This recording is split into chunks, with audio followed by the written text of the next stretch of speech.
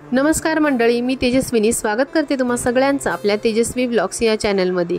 तर मंडळी, आज बऱ्याच दिवसानंतर व्लॉग टाकत आहे, कारण की बरेच दिवस झाले थोडंसं पाहुणे मंडळी तसेच कुठे येणं जाणं यामध्ये एडिट करायला वेळच मिळाला नाही। खरं तर आजचा जो व्लॉग आहे तो कधीचापासून शूट करून ठेवलेला होता, पण तो एडिट करायला वेळच मिळाला नाही, म्हणूनच तो मी आज अपलोड करणार आहे, म्हणजे आज एडिट करणार आहे। तर इथे ना मी आज बिर्याणी बनवते आहे। इकडे एका कुकरमध्ये मी खिचडी लावली होती माझ्यासाठी आणि एका बाजूला पाणी गरम करायला ठेवले। तसंच आजचा जो मेन्यू आहे तो आहे चिकन बिर्याणी, कारण पाहुण्यांसाठी चिकन बिर्याणी बनवायची होती। आता सगळ्यांना उन्हाळ्याच्या सुट्ट्या लागलेल्या आहेत आणि त्यामध्ये सगळ्यांनाच मामाच्या गावाला जायची इच्छा असते।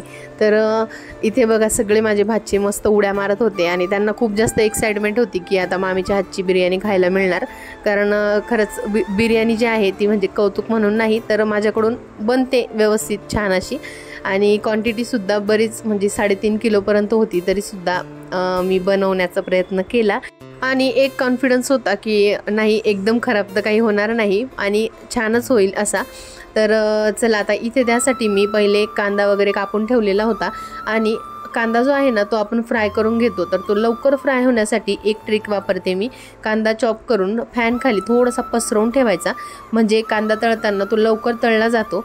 आणि असा गोल्डन झाल्यानंतर त्यामध्ये टोमॅटो आणि थोडीशी अद्रक लसूणची पेस्ट टाकली, कारण आपण जे मॅरिनेशन केलेलं आहे त्यामध्ये सगळे मसाले आपण टाकलेले आहे।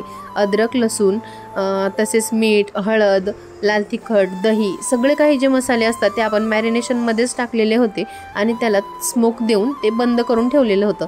तर इथे ना गेले 2-3 दिवस भरपूर पाऊस सुरू होता आणि त्याचमुळे इथे वातावरण बघा एकदम थंड झालेलं होतं आणि अशा या सुंदर अशा वातावरणामध्ये बिर्याणीचा सुगंध जो आहे तो संपूर्ण घरभर आणि पूर्ण बिल्डिंगमध्ये पसरलेला होता।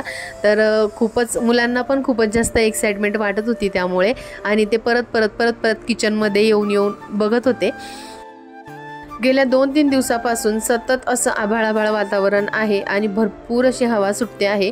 तर इथे बघा आमच्या इथे खूप जास्त झाडं आहेत, कारण अर्थात फॅक्टरीचा एरिया आहे त्यामुळेच, आणि खूप जास्त हवा सुटलेली होती आणि वातावरणामध्ये अगदी सॉफ्ट असा जो मातीचा सुगंध असतो तो सगळीकडे पसरलेला होता। आणि अशा वातावरणामध्ये मुलांना खेळण्याची तसेच बाहेर जाण्याची खूप जास्त इच्छा होते। तर बाहेर तर काही पाठवलं नाही, पण घरामध्येच यांच्या अशा मस्त्या चालू होत्या आणि संपूर्ण घरभर पसारा करून ठेवला होता। पण असो आता काही हरकत नाही, मुलं आहे तर पसारा तर होणारच। तर इकडे ना मी सगळं फोडणी देऊन झाल्यानंतर जे चिकन मॅरिनेट करून ठेवलेलं होतं ते डायरेक्ट पातेल्यामध्ये परतवण्यासाठी टाकून घेतलं। आणि आजची जी बिर्याणी आहे ती साधी पुलाव बिर्याणीच करणार आहे, कारण लेअरवाली बिर्याणी आपण नेहमीच करतो, पण आज क्वांटिटी जास्त असल्यामुळे मग ती लेअरवाली काही बनवली नाही आणि साधीच बिर्याणी बनवली, कारण खरं तर स्वयंपाकालाही भरपूर उशीर होऊन गेलेला होता। तर म्हणूनच मग असं पटकन करण्याचा प्रयत्न केला।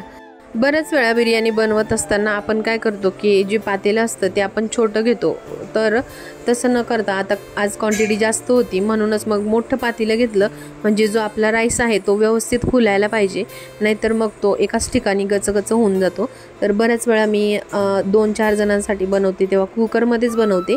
तर आता हे पातेलं इतकं मोठं होतं की यावर कुठलीही परत बसत नव्हती, म्हणून मग हे घमिलं जे आहे मोठं तेच घासून उलटं करून ठेवलेलं आहे। माऊ पण आता रडरड करत आहे, कारण तिला आता झोपायचं आहे, कारण बऱ्याच वेळची खेळते आहे ती।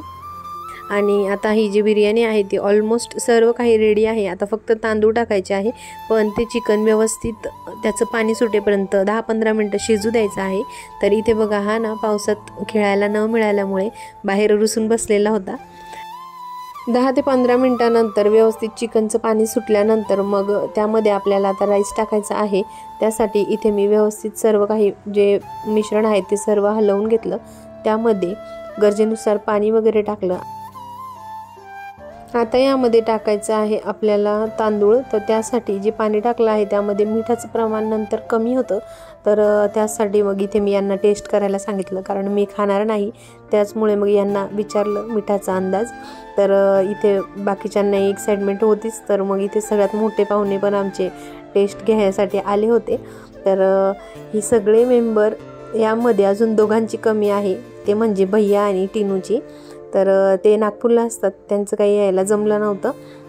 आणि इथे ट्रायपॉड लावलेला आहे, तसेच शूट चालू आहे. ही जी एक्साइटमेंट होती तर त्यामुळे हे सगळे मुद्दाम समोर कॅमेऱ्यासमोर येऊन काही वेडेवाकडे तोंड करणं चालू होतं यांचं.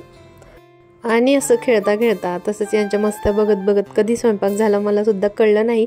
तर बघा आता इथे ना मी गरजेनुसार पाणी टाकलं आहे आणि आता यामध्ये मी भिजवलेला जो तांदूळ आहे तो आता मी यामध्ये टाकणार आहे. तर हा ना मी 1 ते 1.5 तास पहिले भिजत ठेवला होता आणि मी फॉर्च्यूनचा बासमती राईस वापरते. तर याची जी क्वांटिटी आहे ती जवळजवळ 1.25 किलोचा प्रमाण होतं आणि 2 किलो चिकन अशी ही बिर्याणी आहे. बिर्याणीसोबत कोशिंबीर असली की ते पूर्ण परिपूर्ण असं वाटतं. तर त्याचसाठी इथे आज मिस्टरांच्या हातची कोशिंबीर आहे. म्हणजे मुलांनासुद्धा ही काकडी टोमॅटो वगैरे हे हेल्दीसुद्धा असतं आणि अशा बहाण्याने त्यांच्याकडून खाल्लंही जातं, नाहीतर ते खूप नाटकं करतात. तर इथे बघा यांनी ही कोशिंबीर बनवत आहे. तोपर्यंत मी 20 ते 25 मिनटं बिर्याणी शिजल्यानंतर मग इथे मी कोळशाचा जो स्मोक असतो तो दिलेला आहे आणि तो स्मोक इतका छान लागला होता की संपूर्ण घरभर याचा सुगंध पसरला होता. आणि हा जो स्मोक आहे हाच बिर्याणीमध्ये खूप जास्त इम्पॉर्टंट असतो, कारण आपण ज्यावेळेस बाहेरून आणतो ना त्यावेळेस हा स्मोक खूप जास्त जो प्रोफेशनल टच देत असतो तो देतो. तर कुठलीही बिर्याणी बनवत असताना मी हा जो स्मोक आहे तो देतेच, कारण तेव्हाच आपल्याही बिर्याणीला जो प्रोफेशनल टच असतो तो मिळत असतो. आणि इथे कोशिंबीरसुद्धा रेडी झालेली आहे आणि त्याचा कलर बघा किती सुंदर दिसतो आहे. आता इथे बिर्याणी पूर्णपणे रेडी आहे आणि आता मी ते खोलून बघितले, टेक्स्चरसुद्धा एकदम परफेक्ट आणि छान आलेला होता. तर चला आता मी सगळ्यांसाठी ताटं वाढायला घेते, कारण जेवणाला भरपूर ऑलरेडी उशीर होऊन गेलेला आहे. आणि हा आहे आपल्या बिर्याणीचा फायनल लुक. तरीसुद्धा गर्दीमध्ये मला व्यवस्थित काही अँगल आणि शूट करता आलं नाही. पण कशी वाटली बिर्याणी तुम्हाला कमेंटमध्ये नक्की सांगा. इथे तर आम्हाला सगळ्यांना खूप जास्त आवडली होती आणि मुलांना पण आवडली. तर व्हिडिओ जर आवडला असेल तर व्हिडिओला लाईक करा, चॅनलला सबस्क्राईब करा आणि व्हिडिओ जास्तीत जास्त लोकांपर्यंत शेअर करा. उद्या पुन्हा भेटूयात एका नवीन व्हिडिओसोबत. तोपर्यंत बाय बाय.